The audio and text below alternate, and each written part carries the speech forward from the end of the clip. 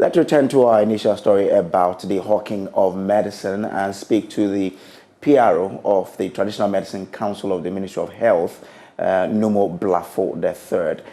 Thank you so much, sir, for joining us on this. Now, this issue of people hawking medicine on public transport, the FDA has spoken against it. But it looks like this is not getting away anytime soon. How worried is the Ministry of Health on this, and what are the strategies to ensure that this is kept? Okay, good morning. And the council's name is actually Traditional Medicine Practice Council. Okay, it's an agency of the Ministry of Health. What is there is these people who do the hawking of traditional or herbal medicine are normally licensed by the TMPC. But that notwithstanding, we cannot say that all of them are those who have actually been licensed to sell the products. So what we do is that, in fact, last 2 years, we engage the transport unions, especially at their various stations, those who operate with buses, because normally we find those people in buses, and they are very, very difficult to track. So we met with some of the unions to inform them that people who come on the buses to come and sell, there are certain things they should demand from them, especially a license from the Traditional Medicine Practice Council that allows them to operate that business. Those who are moving in town, especially those who in vehicles, most of them are also licensed. I will say that it's difficult to get all of them because there are those who normally actually come out once a week, especially on market days. And in fact, in areas where I would say on our blind side. But when it comes to licensing, how do you collaborate with the FDA to ensure that if the Traditional Medicine Council is authorizing someone to sell medicines, the FDA is only, because the law gives them the mandate to then verify the set of drug and food that are on the market. What's the collaboration between you two to ensure that the right things are being done, the right people are being sent out there to sell medicines? Okay. What there is, the FDA normally gives approval for those on the counter. That is, when you go to herbal shops, those that are labeled are on the counters for sale. They are those that the FDA normally have to approve before it comes out. In fact, that is the norm. When we give the license to the practitioners, they have their products, they take it to Mampong. That is the Center for Plant Medicine Research. Then, from there, when it is approved, they then go to the FDA because of their shelf life and all that. FDA approves before it comes out. But then we have those herbal medicines or plant medicines which are not on shelf. So am I getting the understanding that those medicines that are not on shelves are not supposed to go to the FDA for authorization? They have to be approved by you, the Traditional Medicine Practice Council. Is that it? No, you are not getting me right. Okay. So help me understand. What I'm saying is that we have those medicines that are packaged, that have been manufactured. You understand? They have to go to the FDA. But those that come raw, like straight from the forest or whatever, you have the leaves, you have the herbs, the plant bark or the roots. Those ones do not go to the FDA. But those that go into the herbal shops that are packaged.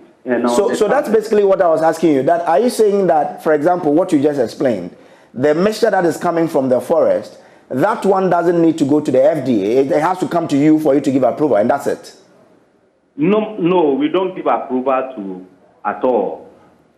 We certify the one who is trading in such products.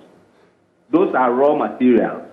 And they have the knowledge about what the leaves do, what the tree barks do, what the roots do. So we certify them to do those kind of work. But then when it is manufactured, that is when it goes to the FDA for approval. Okay. And even before it goes to the FDA. Okay, that's fine. Let me understand this. Now, you're saying that your role is to certify the people who are selling it, right? Yes, yes. Good. What about the medicines or the drug that they are peddling? What happens to them? Whose responsibility is to ensure that they are selling the right medications? Yeah, so let us get it right. I'm saying that those that are manufactured are those that need approval from the FDA. But when it comes to raw, because these people have been dealing in such products for over a long time, we have people who recommend them before we even certify them. That is what they give out or what they sell to people are efficacious. Okay, so for example, on our screens now, my reporter was in town and then someone was having a mixture. You are saying that, per the explanation, you have, for example, if this man is been licensed by you, he has been licensed. The product that he is pouring to my reporter there is something that, based on experience, he can go ahead and sell without the FDA giving approval to it. Is that it? Yeah, then if you say it is a mixture, that is where we're looking at whether it was manufactured or, they can give you some roots or 3 bags or pour maybe some alcoholic drink or just boil it and drink. Those are normal. Those don't go to the FDA. But if it is a manufactured product, then it has to be approved by the FDA. So normally, we always warn the public that when you are patronizing such products, you need to see the person's license or certificate in operating that business. You can't just go and then begin to just buy anything, at least for your own safety. But is his license alone an assurance of the efficacy or safety of the medicine he is giving to the people? Is that alone enough? That is what I'm saying, that if it is raw materials the person is selling, before we even license that person would have to be recommended by people in their part of town or village, wherever that person is operating from, that yes, he is in it, and this is what the person has been doing, and at least they can vouch for him. For that one, we give the license with the assumption that those who knew him or her have endorsed him or her, and therefore we don't have any much problem. But then, what we do is normally we go out and even see to the kind of operations they are in. Okay. And find out what they came to tell us that they are into is exactly what they are doing. Because we've even come across people who will be selling, although they come that they sell raw materials, we go in and then we find out they sell some capsules, and we even have the opportunity to check some of the capsules to see that they don't contain anything, but in fact, nothing with any medicinal product, property. And those people normally we sanction when we get them. Okay, all right. I'm grateful that you could join us. Noble Blackford III is a PRO for the Traditional Medicine Practice Council of the Ministry of Health. Now moving on.